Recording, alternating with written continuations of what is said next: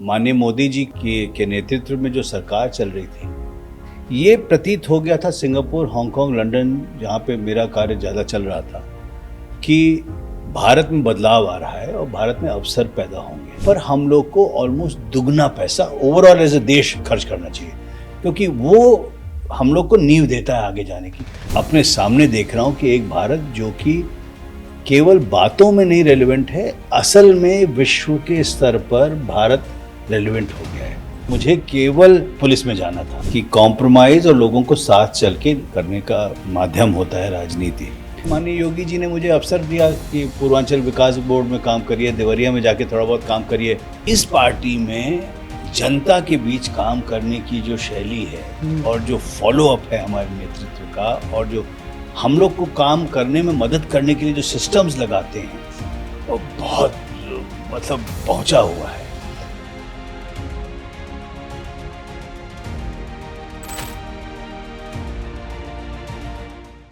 नमस्ते, स्वागत है आपका एक बार फिर से बतकही चौक पे।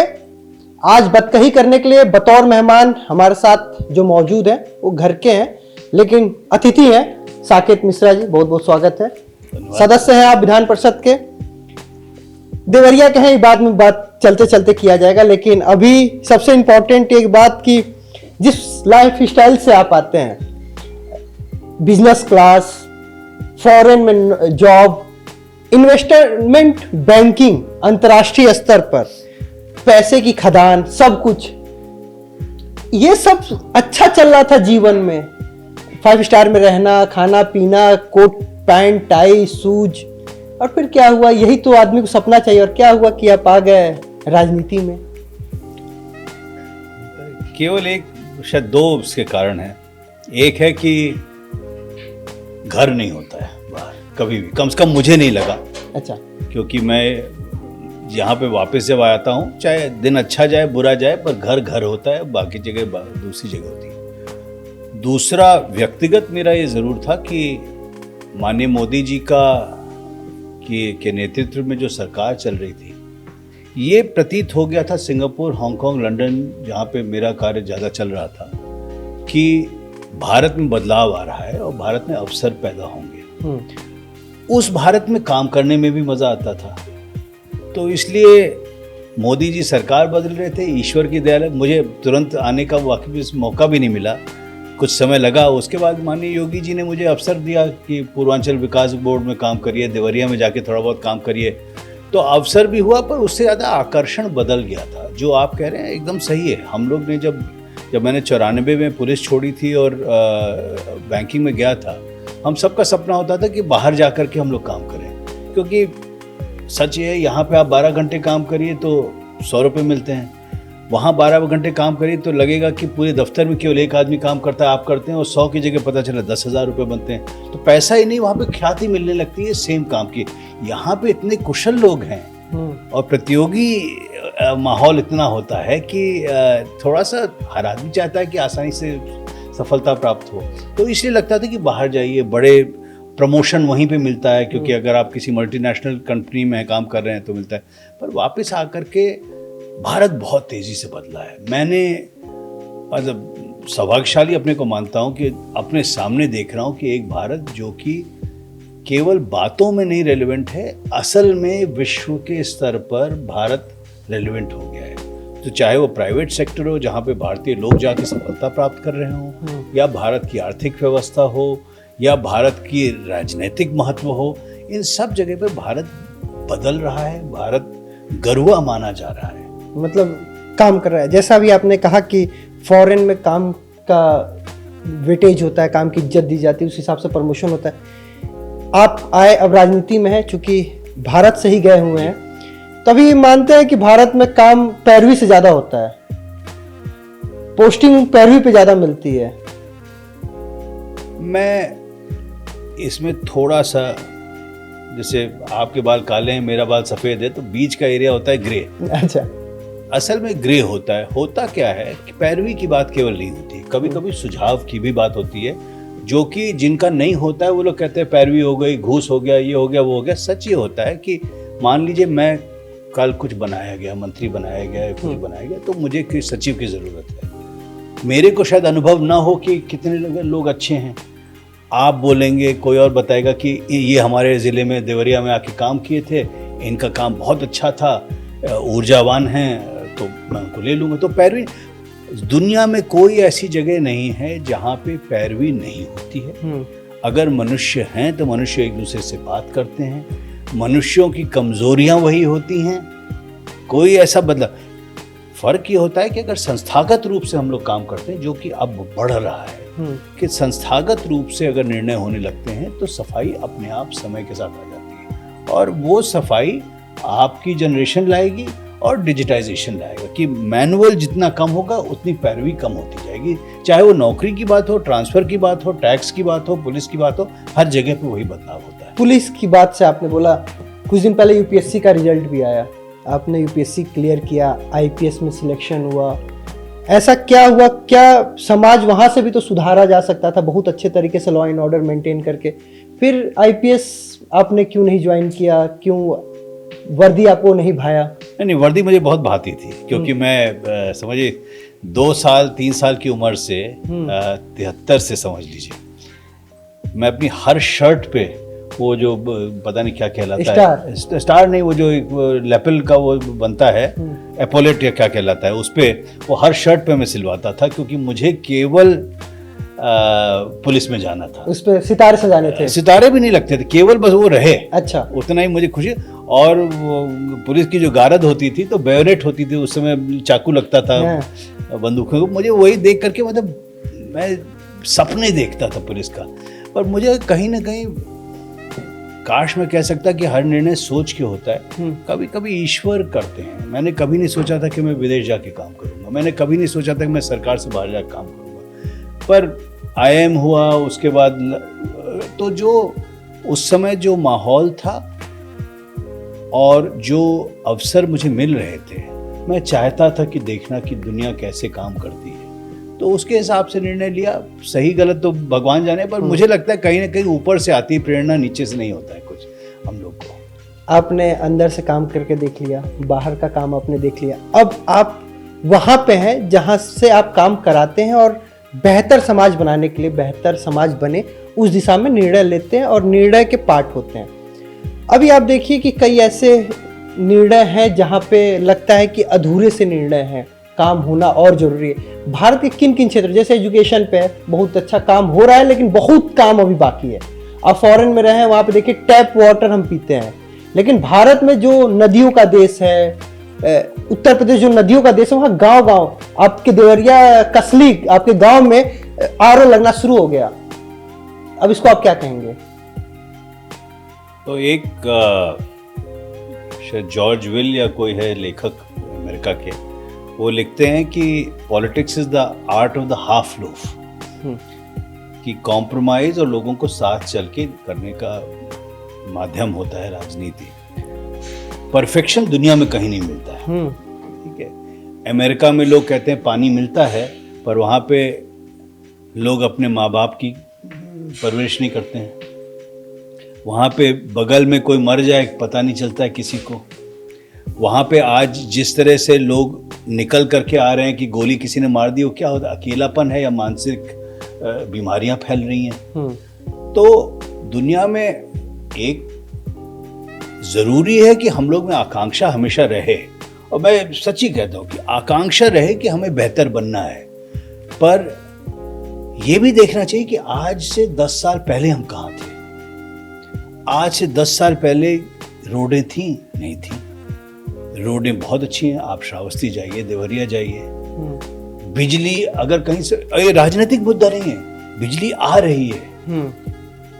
स्कूल में टीचर अब अधिकतर जगह पहुंच रहे हैं, जहां नहीं पहुंच रहे हैं, जैसे मैं कहता हूं स्मार्ट क्लास, जैसे मेरे से अगर कोई पूछे तो मैं शायद हर स्कूल में स्मार्ट क्लास पहले करवा दूं, क्योंकि बच्चे खुद सीख जाएंगे। तो बदलाव तो लगातार हो रहा है। हम लोग के ऊपर जो प्रेशर इस समय है वो है पॉपुलेशन का। हर व्यक्ति को हम नहीं दे पाते हैं। हमारे पास एक सीमित पूंजी है, उसको हमें प्राथमिकता के अनुसार पे जगह जगह देना पड़ता है।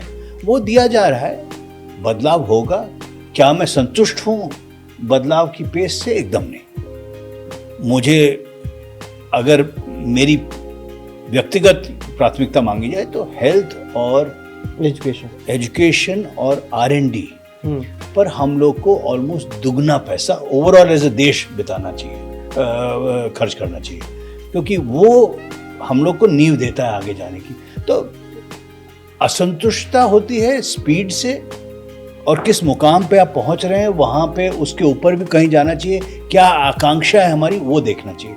बदलाव हो रहा है, सब अच्छा हो रहा है, धीरे धीरे काम हो रहा है, अब थोड़ा तेज भी हो रहा है काम जगह जगह पर, और तेज हो सकता है। मैं सभी को कहता हूं कि मैं अपने जीवन की गलती का, अगर मैं अपने को आज से 20-25 साल पहले देखूं तो होता क्या है, IIM क्लियर हो गया, आपको X नंबर के तनख्वाह की नौकरी मिल गई तो आदमी संतुष्ट हो जाता है। मैं संतुष्ट था, मैं पहले 20 साल आराम से बैठता था, बॉस ने कह दिया अरे बेटा तुम्हारे जैसा कोई नहीं, उससे हो सकता है कभी कभी मुझे बोनस भी कम देते थे क्योंकि मैं ऐसे ही बाछे खिला करके बाहर आ जाता था। पर सच ये है कि हमको सभी को ये देखना चाहिए कि हमारे पोटेंशियल से हम लोग कितना अचीव कर रहे हैं, चाहे वो हमारा समुदाय हो, चाहे हम व्यक्तिगत हो, चाहे देश हो, प्रदेश हो, उससे असंतुष्टता होनी चाहिए। यानी कहने का मतलब है कि कंफर्ट जोन में नहीं आना, कंफर्ट जोन में नहीं आना एकदम से, ये सही शब्द है कंफर्ट जोन। और दूसरा कि भारत को एक्चुअली आज की डेट में अगर हमारे पास 2 कार कंपनियां आई हैं तो 5 कार कंपनियां क्यों नहीं आई हैं? हम लोग एप्पल का अगर 55% बनाते हैं यहाँ पे या उत्तर प्रदेश में, हम 65 कैसे कर सकते हैं? क्योंकि सब कुछ है हमारे प्रदेश में। तो हम कभी कभी बैठने का टाइम नहीं होना चाहिए, देखना चाहिए कहाँ और कर सकते हैं। सच ये है कि अगर हम अपने को देखते हैं, आप एक्सपोर्ट देख लीजिए इलेक्ट्रॉनिक गुड्स का, तो हम लोग जितना करते हैं उससे वियतनाम करीब 2.5 गुना ज़्यादा करता है। क्यों करता है? सीखने की ज़रूरत है। अगर हम लोग उत्तर प्रदेश में हैं या मैं श्रावस्ती में हूँ तो श्रावस्ती को ये देखना चाहिए कि कन्नौज से किस तरह से निर्यात हो रहा है, फ्रूट का हो या वो इत्र बनने का जो होता है, कैसे हम लोग कर सकते हैं। तो सीखने की जरूरत है, जो बेस्ट प्रैक्टिस और पोटेंशियल बहुत जरूरी है। हाथरस का हिंग क्यों इतना अच्छा जा रहा है, आगरा का नॉर्थ पेठा ईस्ट की हल्दी हाँ। है, अब ये सब चीजें तो हम लोग सबको सीखने, जब मैं खुद नहीं कर पाता हूँ क्योंकि होता क्या है, 5 लोग बगल में कहते वाह भैया बहुत बढ़िया किया, तो भैया खुश हो जाते हैं कि बहुत बढ़िया किया। पर सच ये है कि हम लोग सबको आगे बढ़ना पड़ता है, चापलूसों से भी दूर रहना होता है। नहीं, चापलूस से देखिए अपना मानसिक संतुलन ठीक रहता है तो चापलूसों से कोई ज्यादा फर्क पड़ता नहीं है। जैसे आपने बताया कि छोटे छोटे वेंचर के लिए उसमें योजनाएं बहुत इस समय कारगर हैं, जैसे MSME में है, प्रधानमंत्री योजना है, मुख्यमंत्री उद्यमी योजना है, सब्सिडी उसमें 25% है। एक बात ये भी है कि सरकार प्रचार कर रही है, सरकार के द्वारा प्रचार किया जा रहा है, लेकिन आप अंतिम वर्ग तक वो योजनाओं के बारे में पता भी नहीं चल रहा। जैसे मैं लखीमपुर खीरी की बात करूं, बलरामपुर, वो थारू एरिया है, वहां पे भैया कन्वर्जन बहुत तेजी से हो रहा है, बस इस नाम पे कि आपको पढ़ाई आपका हो जाएगा, आपको आपके स्वास्थ्य पे आप ध्यान दे दिया जाए, इस नाम पे वहां पे धर्मांतरण हो जा रहे हैं। तो मैं 2 भाग का सवाल है। पहली बात जो लघु उद्योग है, क्योंकि उसमें मैं प्रोफेशनली भी आज भी काम करता हूँ, लघु उद्योग में सफलता प्राप्त हो रही है। मैं स्वयं बच्चों को देख रहा हूँ, अलीगढ़ यूनिवर्सिटी से निकले हैं बच्चे, 3 बच्चे निकले हैं, उन्होंने आज बनाना शुरू किया है ऐसी चीज़ें जो कि मैंने कभी देखी नहीं है।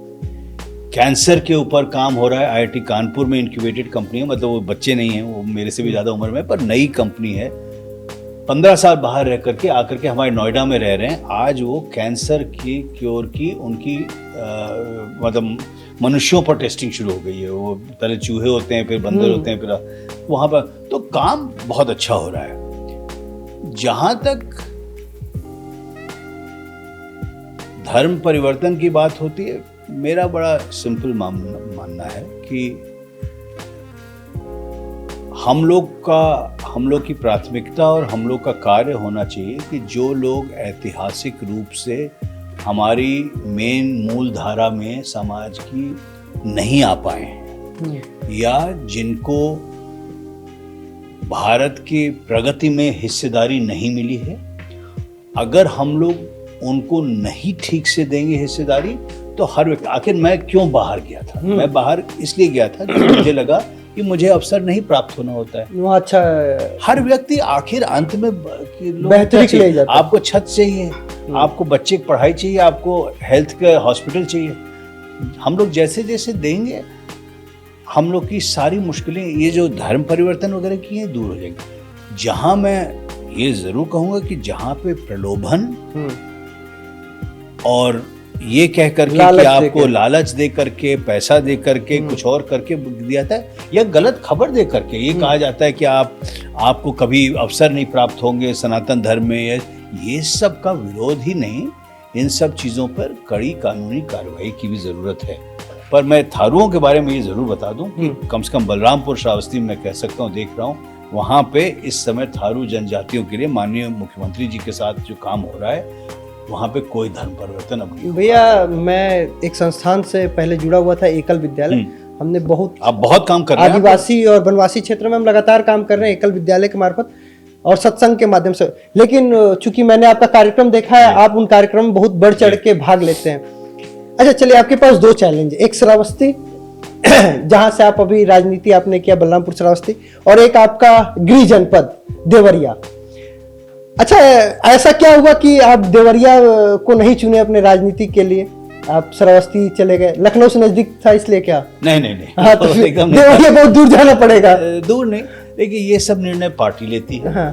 और पार्टी नेतृत्व ने जहाँ कहा है काम करने को, वहीं मैं करता हूँ। देवरिया घर है और श्रावस्ती ननिहाल है, तो कुछ कहेंगे लोग कि ननिहाल में शायद प्यार ज़्यादा मिलता है, वहाँ पे मेरी गलतियाँ भी माफ़ ज़्यादा हो जाती हैं।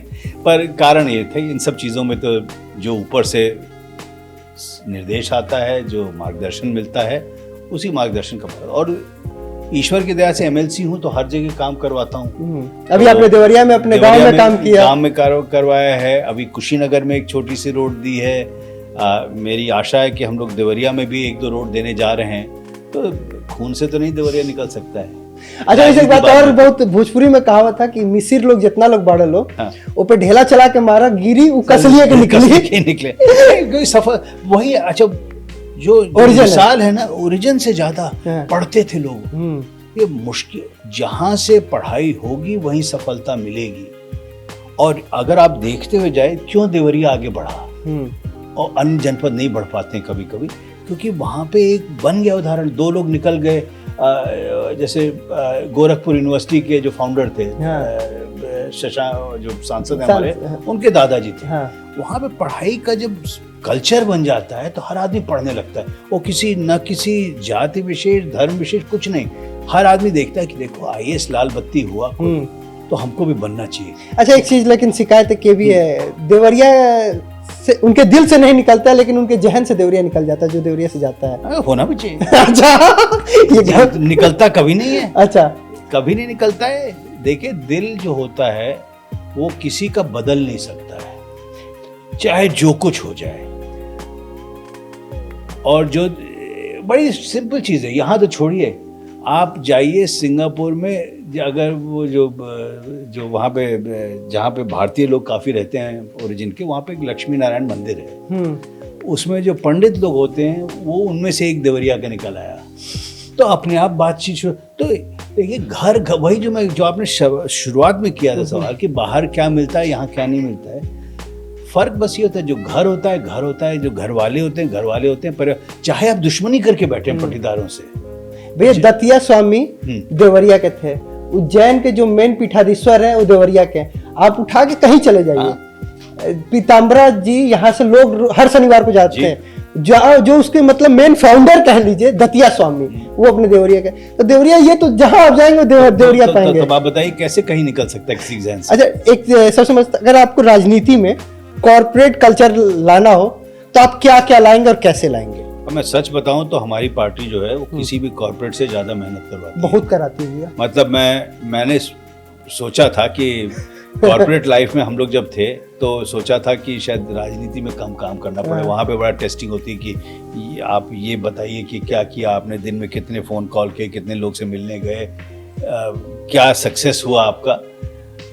इस पार्टी में जनता के बीच काम करने की जो शैली है और जो फॉलो अप है हमारे नेतृत्व का, और जो हम लोग को काम करने में मदद करने के लिए जो सिस्टम्स लगाते हैं, वो बहुत मतलब पहुंचा हुआ है, एक क्षण नहीं मिलता है। और वही है कि जिसको करना होता है वो उसका वो लाभ लेकर के बहुत आगे कर सकता है काम।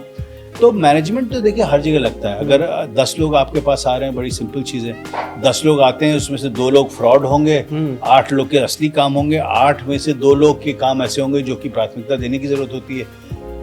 जिंदगी में मैनेजमेंट क्या होता है? मैनेजमेंट होता है प्राथमिकताएं तय करना। तो वो करना होता है, वो होता है। और मेरे हिसाब से जो अच्छा नेता होता है, लोग कहते हैं, जब मैं देखता हूँ लोगों की 5 टर्म से, या हमारे जो प्रदेश अध्यक्ष जी हैं 8 बार जीत के आए हैं, जो 8 बार जीत के आया है वो मैनेजमेंट का गुरु से भी गुरु है, क्योंकि उसको पता है कि किस तरह से पूरे समाज की प्राथमिकताएं तय करनी है, किस तरह से आपको जीतने का कोलिशन बनाना है। सबसे मुश्किल काम लेकिन एक चीज और है भैया, इतना आप कार्यकर्ताओं से काम ले लेते हैं कि वो कार्यकर्ता नाराज भी होता है कि हमारा काम नहीं होता। नहीं, ये गलत है। देखिए, जो अच्छे नेता हैं, और मैं इसमें फर्क पड़ता है, हर आदमी अच्छा नहीं होता है किसी भी पार्टी में। जिस पर हम लोग को ये जरूर बोला जाता है कि कार्यकर्ताओं को प्राथमिकता दी जाए। कभी कभी ये होता है कि आदमी कंपेयर करता है कि सापेक्ष अन्य पार्टियों में होता था कि आप जाकर के थाने में बैठ करके काम करा लीजिए अपना जोरदार। हमारी पार्टी का ये रहता है कि आप उचित काम कराइए, अनुचित काम ना कराइए, थाना चौकी डील मत कीजिए, थाना चौकी दलाली ना करिए, रेवेन्यू की दलाली कब्जा में मत पड़िए। तो इसलिए हम लोग सबकी कोशिश ये रहती है कि, और मोदी जी ने कहा है सबका साथ सबका विकास, तो एक कोई जाति विशेष काम नहीं होता है, और जो कि सही है। तो इसलिए कभी कभी कार्यकर्ता, जैसे मैंने पहले कहा था कि एमएनसी से भी ज्यादा मेहनत करती है बीजेपी, तो इसलिए हम लोग सबको कभी कभी थकावट होती है, जो कि वाजिब है। पर वो थकावट अच्छा काम करने की होती है, जब देखता है आदमी कि एक गरीब को कुछ, अब ये छोटी सी चीज है, मुख्यमंत्री का जो में सहायता प्राप्त होती है मेडिकल के लिए, किसी व्यक्ति की जान बच जाती है, तो वो उसके बाद आपको 3 दिन तक दौड़ने की ऊर्जा मिल जाती है। सही बात कि आप कर रहे हैं काम। अल्ट्रासाउंड मशीन कहीं पे लग गई, जहाँ पे पहले होता था कि महिलाएं आती थी, उनको ये नहीं पता है कितने बच्चे पैदा होने जा रहे हैं, 1 है कि 2 है, वो शुरू होता है। फिर कोई गरीब आके कहता है कि हमारा आपने छोटी सी रोड बनवाई थी या लाइट डलवाई थी, हमारे बच्चे पढ़ लिए उस स्कूल में, इससे अपने आप ऊर्जा बढ़। तो काम होता है, कार्यकर्ताओं की भी सुनी जाती है वाजिब कामों के लिए। तो फर्क आज भी, भाजपा जो एक पार्टी है, पार्टी विद डिफरेंस है, और पार्टी विद डिफरेंस इसलिए है क्योंकि हम लोग की कोशिश ये रहती है कि सही काम किया जाए और संविधान के अनुसार किया जाए और संस्थागत रूप में किया जाए। अच्छा, एक बहुत व्यक्तिगत सवाल है, क्योंकि आप, अब मैं डर गया हूँ। डरना नहीं है, क्योंकि व्यक्तिगत सवाल है। ये ऐसा है कि लोग आपको सोच के उनके जहन में होता है, मेरे जहन में भी अचानक आया, आप दे या ना दे आपके ऊपर जवाब है। क्योंकि आपके पास इतना अच्छा अनुभव है, आपने अलग अलग सोसाइटी देखी है, अलग अलग कल्चर देखा है, पढ़े लिखे हैं, और बहुत अच्छी तरह के आपके पास विजन है। मतलब मेन बात है कि यूपीएससी क्लियर किया था, यानी पढ़ के ही किए होंगे 12-15 घंटे, फॉरेन में नौकरी की है, अच्छे तरीके से आपने एमएनसी हैंडल किया है, और वो भी बैंकिंग सेक्टर में 2 रुपए का 4 रुपए बनाना, 4 कार्ड बनाना।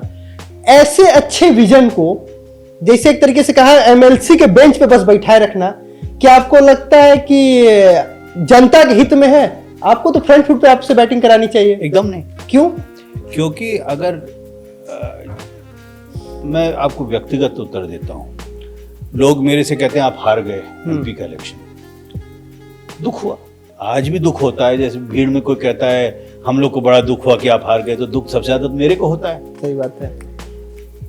पर अगर आप सोचिए, तो अगर एमएलसी हैं, अगर मैं कल सांसद बन जाता तो शायद मैं दिल्ली चला जाता।